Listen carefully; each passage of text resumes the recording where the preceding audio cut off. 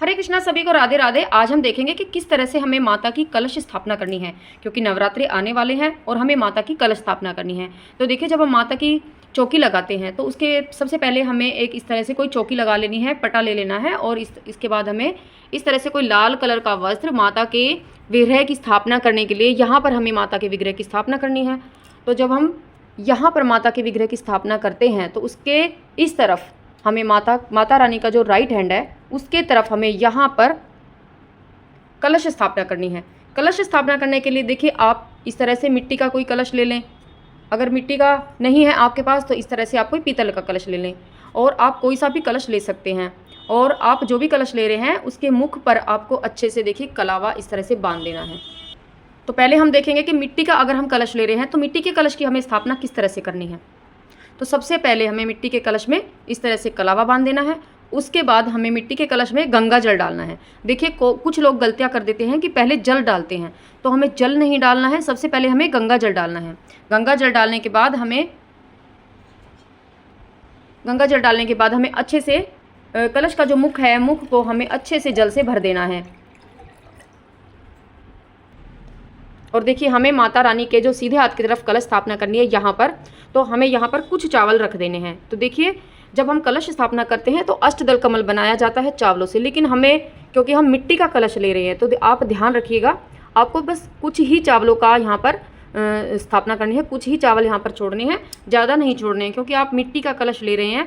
तो अगर आप ज़्यादा चावल यहाँ पर रखेंगे तो वो चावल ख़राब हो जाएंगे, क्योंकि ये 9 दिन की पूजा है, तो 9 दिन में चावल ख़राब हो जाएंगे। तो इसलिए आपको थोड़े से ही चावलों का आसन देकर यहाँ पर अपने कलश को विराजमान कर देना है। उसके बाद यहाँ पर विराजमान कर देना है। तो देखिए, आगे मैं बताती हूँ कि अगर हम अगर ये कलश नहीं लेते हैं और अगर हम पीतल का कलश लेते हैं तो हमें क्या करना है। तो हम अष्टदल कमल चावलों से बहुत ही सुंदर अष्टदल कमल यहाँ पर बना देंगे। तो देखिए, हमें इस तरह से अष्टदल कमल चावलों का बना देना है। आप कुछ चावल ले लें, इस तरह से हमें चावलों का अष्टदल कमल बना देना है। अगर हम पीतल का कलश ले रहे हैं, ठीक है, हमें पीतल का कलश लेना है। और अगर हम जो भी कलश ले, हम कोई सा भी कलश यहाँ पर ले सकते हैं। अगर हम पीतल का कलश ले रहे हैं तो हमें यहाँ पर स्थापना कर देनी है, और उसके बाद हमें गंगा जल डालना है पहले, सबसे पहले। उसके बाद हमें अच्छे तरह से कलश को कंठ तक अच्छे से जल से भर देना है। उसके बाद हमें यहाँ पर डालना है सिक्का, सुपारी, हल्दी की गांठ, लौंग, इलायची, ये सभी चीज़ें, और एक सिक्का। अवश्य रूप से आप सिक्का चांदी का भी डाल सकते हैं। तो ये हमें सभी चीज़ें कलश में डाल देनी है। और उसके बाद हमें लगाना है पंचपल्लव। तो देखिए, आम के पत्ते हैं, आम की कोई भी टहनी आप इस तरह से ले सकते हैं, और यहाँ पर आपको पंचपल्लव लगाना है। तो देखिए, जो पंचपल्लव है वो आप, अगर आम की नहीं मिल रही है आपकी, तो अशोका की टहनी भी ले सकते हैं।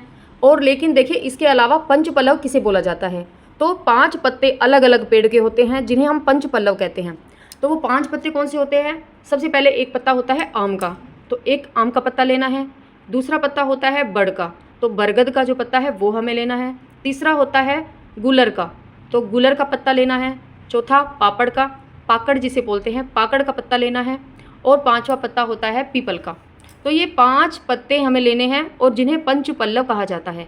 तो अगर आपको वे पत्ते 5 मिल जाते हैं आसानी से, तो आप उन 5 पत्तों को एक जगह इस तरह से आपको लेना है, और 5 पत्तों को इकट्ठा करके और उनके ऊपर कलावा बांध के, और उसके अंदर, कलश के अंदर आप छोड़ भी सकते हैं उनको।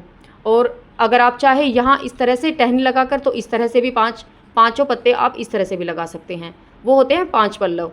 नहीं तो आप सिंपल इस तरह से आम की टहनी आपको लेनी है और वो आप लगा लें, तो ये भी 5 पंचपल्लव ही कहलाते हैं।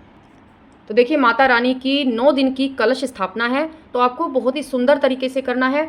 और उसके बाद इसके ऊपर आपको पूर्ण पात्र रखना है। पूर्ण पात्र बोलते हैं कोई भी अनाज आप ले लें, चावल, गेहूँ, जो भी आप लेना चाहें, वो थोड़ा सा एक पात्र में रखकर और यहाँ इसके ऊपर आपको रखना है। उसके बाद आपको इसके ऊपर कलश स्थापना करनी है। उसके बाद आपको नारियल रखना है। नारियल आपको जटा वाला लेना है। आपको ये जटा वाला नारियल लेना है। और देखिए, नारियल का जो मुख होता है, जहाँ पर आपको लगता है, देखिए एक तरफ तो आपको चोटी सी दिखती है, दूसरी तरफ आपको ऐसा लगता है यहाँ से हम छीलते हैं, मुख होता है। तो अगर हम यहाँ से छीलते हैं तो आप देखोगे अंदर कि इसकी आँख भी इधर ही, मुँह भी इधर ही, सब कुछ बना हुआ होता है। तो वो जो हिस्सा है वो आपको इस तरह अपनी तरफ रखना है, ऐसे। जब आप पूर्ण पात्र रखते हैं। और अगर आप इस तरह रखते हैं, इसको ऊपर भी रख सकते हैं आप, लेकिन अगर इस तरह रखते हैं तो आपको पूर्ण पात्र नहीं रखना है। सीधा आप इस तरह मुख ऊपर की तरफ रखें और कलश रख दें। देखिए मैं बताती हूँ आपको, ये आपको पूर्ण पात्र नहीं लेना है, मैंने पूर्ण पात्र हटा दिया है। और इस तरह से कलश स्थापना होती है। नारियल आपको इस तरह रखना है, ऊपर की तरफ मुख हो जाता है। और अगर आप इस तरह रखते हैं अपनी तरफ, तो आपको पूर्ण पात्र अवश्य रूप से रखना है इस तरह से। और देखिए कलश है हमारी, तो ये साक्षात वरुण देवता हैं। तो यहाँ आपको साथिया बना लेना है बहुत सुंदर सा। देखिए हमने सुंदर सा साथिया बना दिया है। और स्वास्तिक बनाने के बाद हमारी कलश और भी सुंदर हो जाती है, बहुत ही सुंदर लगती है। और बहुत ही सुंदर सुंदर हमें माता की चौकी लगानी है। और हमें जो हमने अपना नारियल लिया है, इस नारियल को भी हमें तिलक कर देना है। और नारियल के ऊपर उसके बाद आपको लाल चुनरी, लाल कलावा, आप लाल कोई भी वस्त्र बांध सकते हैं, लगा सकते हैं। तो देखिए हमने एक लाल चुनरी अपने नारियल पर हमें लपेट दी है। और उसके बाद हमने ये कलश स्थापना हमारी हो गई है। तो इस तरह से कलश स्थापना की जाती है। देखिए मैं अब आपको एक बहुत ही ज़रूरी और आवश्यक बात बताती हूँ कि देखिए जब हम ये हमारे कलश नारियल का जो मुख है ये हमारी तरफ है, तो ये बहुत ही सही होता है, सबसे उत्तम होता है। लेकिन अगर हमारा मुख जब हम पूजा कर रहे हैं, तो हमारी जो चौकी है हम इस तरह से पूजा कर रहे हैं कि हमारा मुख, जब हम पूजा करते समय हमारा मुख पूर्व की दिशा में हो ना, तो ये बहुत ही उत्तम माना जाता है। क्योंकि देखिए अगर मान ले हमने ये चौकी लगाई है और हमारा मुख अब हम पूर्व की तरफ है, तो इस हाथ को जहाँ पर कलश स्थापना है ये ईशान कोण हो जाता है, उत्तर पूर्वी दिशा जिसको बोलते हैं। और कलश रखने का ये सबसे उत्तम जगह मानी जाती है, उत्तम स्थान माना जाता है। तो कलश स्थापना के लिए अगर आपको अपने घर में कोई भी ऐसा स्थान मिल जाता है जो हमारा मुख, हम पूजा करें हमारा मुख पूर्व की तरफ पड़ जाए और उस तरह हम चौकी लगाते हैं, वो स्थान हमें अच्छा सुरक्षित साफ़ सुथरा कि 9 दिन तक हम आराम से वहाँ पर चौकी लगा सकते हैं, तो बहुत ही उत्तम है। और इस तरह से कलश स्थापना करनी है। और हमारा मुख, मतलब जो आप देख रहे हैं नारियल का मुख भी पश्चिम की तरफ होता है। हम पूजा कर रहे हैं, हमारा मुख पूर्व की तरफ है और ये नारियल का मुख इधर पश्चिम की तरफ है। तो सबसे उत्तम होता है, ये बहुत ही शुभ होती है। ये कलश इस तरह से रखनी बहुत शुभ मानी जाती है। तो अगर हो सके आपके घर में ऐसा कोई स्थान है तो आप वहाँ पर चूज़ कर सकते हैं। और दूसरा, उत्तर दिशा में अगर आप मुख करके बैठते हैं तब भी ये ठीक है, आप ऐसा कर सकते हैं। लेकिन अगर आपका मुख पश्चिम की तरफ है और ये नारियल का मुख इधर पूर्व की तरफ जा रहा है, तो ये ठीक नहीं होता है इस तरह से कलश स्थापना। तो फिर आप कलश को ऊपर, मतलब ऊपर की तरफ मुख कर लें, बहुत ही शुभ होता है इस तरह से, बहुत ही अच्छा होता है। और एक दूसरी बात देखिए, जो नवरात्रि की पूजा है उसमें जौ बोए जाते हैं, जवारे बोए जाते हैं और जवारों का पूजन किया जाता है। बहुत ही माँ के 9 दिन की जो पूजा है नवरात्रि में, ये जवारे की बोए जाते हैं। कोई भी पात्र आप ले लें और जवारे बोए जाते हैं, मिट्टी डाल लें, उसमें शुद्ध मिट्टी आपको डालनी है। और जवारे किस तरह से बोते हैं ये वीडियो ऑलरेडी चैनल पर मैंने डाल दी है, आप देख सकते हैं। और इनका भी पूजन किया जाता है, स्वास्तिक बनाया जाता है, पूरी वीडियो मैंने चैनल पर डाल दिया, आप देख सकते हैं। तो देखिए जब हम जवारे बोते हैं, तो जो लोग कलश स्थापना करते हैं जवारे अलग से लगाते हैं, तो आपने देखा होगा इस तरह से लगाते हैं कि माता के इस साइड जवारे रख देते हैं, तो वो भी ठीक है, आप रख सकते हैं। लेकिन जो कलश है वो जो हमने जवारे बोए हैं और इसी के ऊपर जब हम कलश लगाते हैं, जवारों के ऊपर ही हम कलश लगाते हैं ना, तो वो बहुत ही शुभ कलश स्थापना मानी जाती है। अगर आप हो सके तो इसी तरह से करें। आपकी चौकी पर इतनी जगह है कि आप जवारे बोएं और जवारों के ऊपर ही आपको कलश स्थापना करनी है, तो वो बहुत ही शुभ मानी जाती है। तो देखिए अब हमारी कलश स्थापना हो गई है। तो अब हमें देखना है कि किस किस तरह से हमें कलश का पूजन करना है। कलश देवता का पूजन आपको अवश्य रूप से करना है। तो सबसे पहले हमें क्या करना है, कुछ पुष्प और चावल लेकर सभी नदियों का, सभी समुद्रों का, सभी देवताओं का आह्वान करना है अपने कलश में बुलाने के लिए। यह आपको अवश्य रूप से करना है।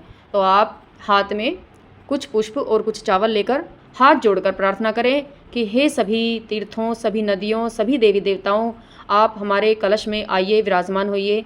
तो इसी तरह से आपको प्रार्थना करनी है। और प्रार्थना करने के बाद ये जो चावल आपने लिया है यहाँ पर कलश के ऊपर आपको छोड़ देने हैं। उसके बाद आपको एक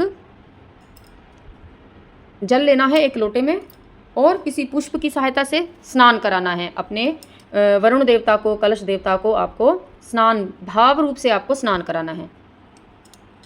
ओम वरुण देवताय नमः, ओम वरुण देवताय नमः, श्री कृष्ण गोविंद हरे मुरारी नाथ नारायण वासुदेव, ओम नमो भगवते वासुदेवाय नमः। इस तरह से आपको स्नान करा लेना है। उसके बाद आपको सभी को तिलक लगाना है, अपने वरुण देवता को आपको तिलक लगाना है। तो देखिए ये वरुण देवता हैं, तो आप चंदन का तिलक लगाएं। जो स्वास्तिक है वो हम रोली से निकालते हैं और उसके बाद आपको तिलक लगाना है, चंदन से तिलक लगा लें। ओम वरुण देवताय नमः। थोड़े से चावल अर्पित करें। देखिए चावल टूटे हुए ना लें, ध्यान रखें। कलश के ऊपर आपको चावल छोड़ देने हैं। और उसके बाद आपको सभी चीज़ों का यहाँ पे भोग लगाना है। सबसे पहले आपको वस्त्र चढ़ाना है, तो छोटा सा टुकड़ा आपको वस्त्र के रूप में कलावे का छोटा सा टुकड़ा ले लें और थोड़ा बोलते रहें, ओम वस्त्रम तवस्त्रम समर्पयामि। देखिए वैसे आपने चुनरी उड़ा दी है, ये भी वस्त्र है, लेकिन फिर भी हमें जब हम पूजा कर रहे हैं तो हमें सभी चीज़ों का लाइन टू लाइन एक साथ हमें पूजन करना है। तो वस्त्र आप कलावे के रूप में वस्त्र पहना सकते हैं। उसके बाद हमें पुष्प अर्पित करने हैं। तो अपने वरुण देवता को आप कलश देवता को, वरुण देवता को आप पुष्प अर्पित करें। ओम पुष्पम त पुष्पम समर्पयामि। और उसके बाद आपके पास ज़्यादा फूल हैं तो बहुत सुंदर अपने यहाँ पर वरुण देवता को आप सजा सकते हैं। ये पुष्प आप रोज़ हटा दें, उसके बाद नए आप पुष्प लगाएं। आपके पास अगर माला है तो देखिए आप माला पहना सकते हैं। उसके बाद फल अर्पित करें। जय हो वरुण देवता की। ओम फल समर्पयामि, मिष्टानम समर्पयामि। उसके बाद कोई भी भोग आप लगाएं, मिष्टानम समर्पयामि, मिष्टान आप लगाएं यहाँ पर। उसके बाद धूप दीप आपको लगानी है। उसके बाद आपको धूप दीप आपको लगवानी है। धूपम दीपम समर्पयामि, इस तरह से करते हुए दीपक जला देना है। और उसके बाद आपको धूप दीप इस तरह से आपको दिखानी है। तो इसी तरह से हमारे कलश वरुण देवता का साक्षात यहाँ पर विराजमान हो जाते हैं, वरुण देवता हमारे। तो इसी तरह से कलश का पूजन किया जाता है। और देखिए अगर आपको मेरी वीडियो पसंद आई है तो मेरी वीडियो को प्लीज़ लाइक करिए और चैनल को सब्सक्राइब करिए। और अगर कोई भी कमी रह गई हो तो उसके लिए आप क्षमा करिए और कमेंट्स करके मुझे ज़रूर बताइए कि आप में कोई भी कमी अगर रह गई है। और जितनी मुझे जानकारी थी तो मैंने आप सब तक पहुंचाने की पूरी कोशिश की। और इसी तरह से माता लक्ष्मी की कृपा, माता शेरावाली की, माता रानी की कृपा सभी पर बनी रहे। और आगे वीडियो इसी तरह से आएगी कोई नई जानकारी के साथ। बने रहिए मेरी वीडियो पर, चैनल पर। हरे कृष्णा, सभी को राधे राधे।